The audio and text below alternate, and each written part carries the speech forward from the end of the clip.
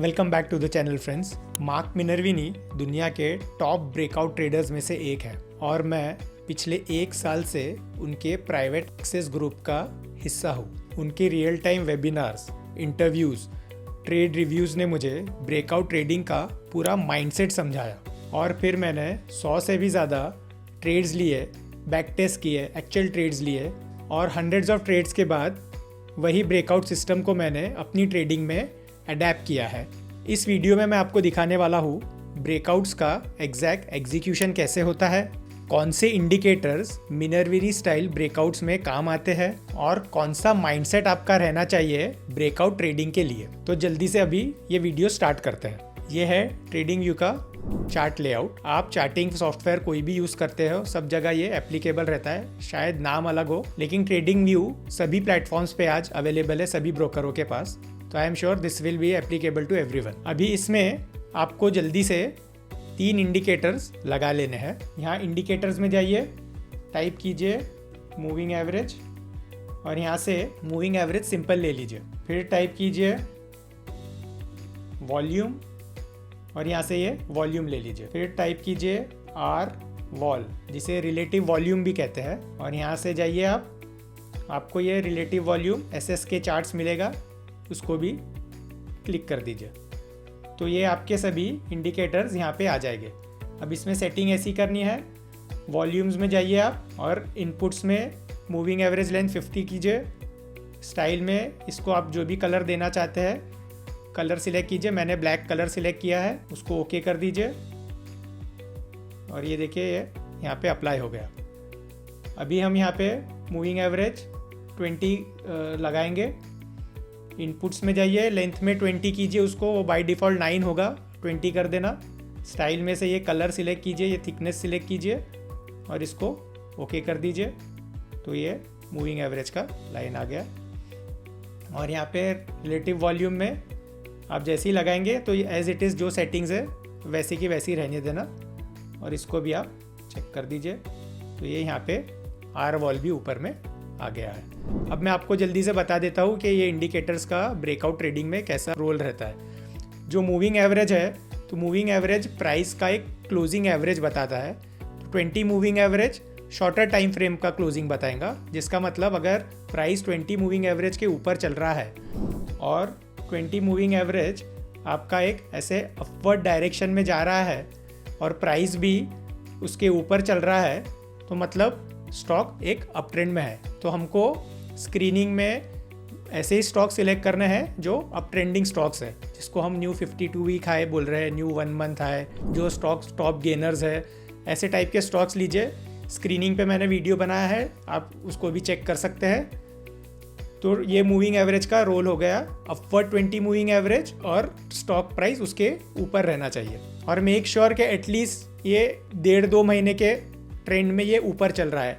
आपको ये ऐसा नहीं पकड़ना जहाँ पे ये मूविंग एवरेज यहाँ नीचे आ रहा है ऐसा और इमीडिएटली आप यहाँ पे कहीं उसको अपवर्ड हुआ तो आप उसको देखना चालू कर देंगे। आप देखेंगे ये पीरियड यहाँ से ये मार्च का पीरियड है और अभी ये ऑलमोस्ट मई का टाइम आ गया, यानी मई भी ख़त्म हो रहा है। तो ये देखिए इतना लंबा पीरियड ये अप ट्रेंड में है।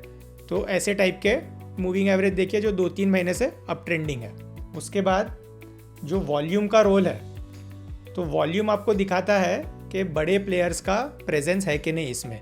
तो आप ये जो इसमें ये बड़े स्पाइक्स देख रहे हैं, तो ऐसे बड़े स्पाइक्स जो यहाँ पे आपको दिखेंगे, आप देखिए 22.93 मिलियन और ये है 18 मिलियन।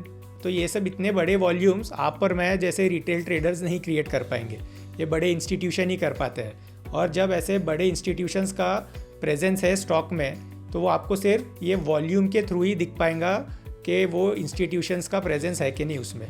तो जब भी स्टॉक का प्राइस ऐसा ऊपर गया है अकम्पनीड बाय ऐसा बड़ा वॉल्यूम स्पाइक जिसमें मिलियंस का वॉल्यूम हो रहा है, ऐसे हज़ारों में नहीं, मिलियन में रहना चाहिए, 1 मिलियन 2 मिलियन के ऊपर, तो आपको वैसे ही स्टॉक सिलेक्ट करना है जिससे वो बताता है कि उसमें एक बहुत बड़ा बाइंग इंटरेस्ट है, इंस्टीट्यूशंस का प्रेजेंस है। तो हम ऐसे स्टॉक को सिलेक्ट करते हैं। तो ये देखने के लिए वॉल्यूम का यहाँ पे रोल है। ट्रेड एग्जीक्यूशन में आपको ये काम नहीं आएगा, लेकिन सिलेक्शन में आपको काम आएगा। और वॉल्यूम का एक और रोल है जो मैं आपको आगे बताऊंगा। अब हम आगे देखते हैं कि हम चल में जो ट्रेड ले गए उसमें ये तीनों इंडिकेटर्स कैसे काम आएंगे। अभी देखिए ये एक ट्रेड था रिसेंटली BDL का मैंने लिया था। इसमें देखिए आप स्टॉक ये 20 मूविंग बिल्कुल अप ट्रेंड में चल रहा है, ठीक है। उसके बाद अगर आप देखें तो यहाँ पे आप देखिए बड़े वॉल्यूम स्पाइक्स भी है, ये मतलब सिग्निफाई कर रहा है कि इंस्टीट्यूशन प्रेजेंस है इसमें। और आपको ये भी देखना है साथ में, जो मैं बोल रहा था वॉल्यूम के, एक और चीज़ बताऊंगा कि यहाँ पे आप देखिए जब ब्रेकआउट होने वाला रहता है तो प्राइस बिल्कुल लो हो जाता है। आप ये देखिए यहाँ पे वॉल्यूम्स के आप कुछ समझेगा, प्राइस भी एक टाइट रेंज में आ जाता है, ऐसा 20 मूविंग एवरेज के पास रहेगा। और यहाँ पे आप देखिए बिल्कुल ये वॉल्यूम भी बिल्कुल लो हो गया है यहाँ पे, तो मतलब ये सिग्निफाई करता है कि वॉल्यूम्स हैव ड्राइड अप, मतलब बाइंग सेलिंग एक्टिविटी बहुत कम हो गई है। दोनों चीज़ पैरेलली जस्टिफाई होनी चाहिए, यानी प्राइस भी टाइट है, एक छोटे प्राइस रेंज में हो गया, देखिए छोटे छोटे कैंडल्स है, और यहाँ पे आप देखिए कि वॉल्यूम भी कम हो गया है। तो जब ये ट्रेड लेने का टाइम आएगा तो ऐसा स्टॉक आपको सेटअप ऐसा दिखेगा जब आपको इसको सिलेक्ट करना है। देखिए अपवर्ड मूविंग एवरेज है, वॉल्यूम्स भी यहाँ कम हो चुके हैं उसके, और यहाँ पे एक बाइंग फोर्स भी है इतना सारा। तो अब आर वॉल का क्या रोल है मैं आपको बताता हूँ। तो जैसे ही अब ये मार्केट खुलता है तो आपको 5 मिनट कैंडल्स पे जाना है, 5 मिनट चार्ट्स पे, यानी 5 मिनट टाइम फ्रेम पे जाना है आपको, और आपको देखना है कि आपको एक मिनिमम 7 से 10% का रिलेटिव वॉल्यूम, मतलब रिलेटिव मतलब जो एवरेज वॉल्यूम हो रहा है स्टॉक का, जो ब्लैक लाइन दिख रही है वो एवरेज वॉल्यूम सिग्निफाई करती है। तो आप कॉर्नर में देखेंगे तो ये स्टॉक का एवरेज वॉल्यूम है 1.55 मिलियन, और आप अगर रिलेटिवली उसको समझे, रिलेटिव वॉल्यूम जो एक्सप्लेन करता है मतलब कि अगर पहले 5-10 मिनट में 10% का वॉल्यूम हो गया है पहले 5 मिनट में, तो वो एवरेज वॉल्यूम का रिलेटिव वॉल्यूम है। मतलब एवरेज वॉल्यूम अगर 1.5 मिलियन है और उसका 5 मिनट में ही 10% वॉल्यूम हो गया है, तो आप समझिए कि by the end of the day वो कितना वॉल्यूम कर सकता है।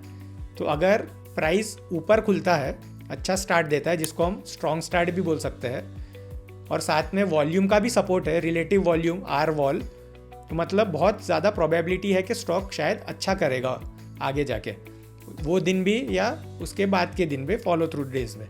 तो आपको प्रोबेबिलिटी आपके फेवर में करनी है। तो मैं आपको समझाता हूँ कि अभी आप ये कैसे यूज़ करेंगे। तो यहाँ पे आप देखिए पहले 5 मिनट में ये ऐसा ओपन हुआ स्टॉक, यहाँ पे 4 का रिलेटिव वॉल्यूम है 4% का, और प्राइस इतना लेस देन 2% एक ये कैंडल बना। अब इसके बाद देखिए ये वॉल्यूम भी आ गया 8% का। तो हम इसको यहाँ पे बस अपना ऑर्डर प्लेस कर देंगे, बाय कर लेंगे। आपको stop loss not more than 4% रखना है। तो आप यहाँ पे उसको अगर कैलकुलेट करें तो आपको ये यहाँ अगर 4% आपको लेना है तो आप यहाँ पे देखिए इसके लो के नीचे मैंने जैसे प्राइस कर दिया इसका। अब डेली में देखते हैं कि क्या हुआ है। डेली में मैंने उसको समझिए आप प्रीवियस डे के क्लोज पे भी आपका स्टॉप लॉस रख सकते हैं। तो मेक श्योर कि 3 से 4% से ज़्यादा स्टॉप लॉस ना रहे आपका। तो देखिए स्टॉक उस दिन ऐसा क्लोज हुआ 6% ऊपर। अभी आगे देखिए क्या हुआ, ये देखिए स्टॉक ऐसा ऊपर चल गया। तो ये एक एग्जाम्पल हो गया। अभी मैं आपको और भी 2 एग्जाम्पल दिखा देता हूँ, फिर आपको उसके पीछे का लॉजिक और माइंडसेट समझाऊंगा कि हमने यहाँ क्यों बाय किया ब्रेकआउट को। तो ये देखिए कोचीन का स्टॉक है, कोचीन शिपयार्ड। तो ये स्टॉक में ऐसा मूवमेंट है, देखिए मूविंग 20 MA, यहाँ पे वॉल्यूम ड्राई हो गया है। ये देखिए इंस्टीट्यूशनल प्रेजेंस है क्लियरली, और प्राइस 20 मूविंग एवरेज के पास है और एक छोटी रेंज में भी है। नेक्स्ट डे देखते हैं जब ये ओपन हुआ तो इसको कैसे बाय करेंगे। ये देखिए आर वॉल देखिए पहले ही कैंडल पे 9% का आ गया है। तो आप उसको यहीं पे कहीं बाय कर लीजिए, और आपका स्टॉप लॉस यहाँ पे आप ये लेवल पे कुछ सेट कर सकते हैं। 2-3% आपको जो लेवल पे मिल रहा है 3 से 4% का रखिए, थोड़ा स्टॉक को रूम दीजिए ऊपर नीचे होने का। अब देखिए स्टॉक ऐसा क्लोज हुआ ऑलमोस्ट 3.5% ऊपर। फिर नेक्स्ट डे देखिए 7%, फिर 6%, फिर 12%, और ये देखिए इतना अच्छा बड़ा मूव दिया, आज स्टॉक ऐसा ट्रेड कर रहा है। एक और एग्जांपल जल्दी से देखते हैं। ये अभी बिल्कुल लेटेस्ट एग्जांपल है अपोलो माइक्रो सिस्टम्स का। ये देखिए अभी ये स्टॉक ऐसा कर रहा है, तो देखिए इसमें भी अपवर्ड 20 मूविंग एवरेज है, प्राइस 20 मूविंग एवरेज के पास में ही है, और यहाँ पे वॉल्यूम भी काफ़ी कम आ गया है। थोड़ा ये अबव एवरेज वॉल्यूम से थोड़ा ऊपर है, बट इसको भी कम ही कंसिडर करते हैं। ये देखिए ये बड़े स्पाइक्स है इंस्टीट्यूशनल प्रेजेंस का, प्रीवियसली भी बहुत ज़्यादा इंस्टीट्यूशनल प्रेजेंस है। ये देखिए आप यहाँ पे, अब ये इसको देखते हैं 5 मिनट्स कैंडल पे, तो ये देखिए ये स्टॉक देखिए ऐसा खुला। आपको यहाँ पे उसको बाई कर लेना है, एक स्टॉप लॉस सेट कर दीजिए आप उसको। सपोज आपने स्टॉप लॉस यहाँ पे इतना यहाँ पे लगा दिया, और अभी देखते हैं स्टॉक ने क्या किया। ये देखिए कल वो 12% ऊपर था और आज अभी 14% ऊपर है। तो ये होता है ब्रेकआउट ट्रेडिंग।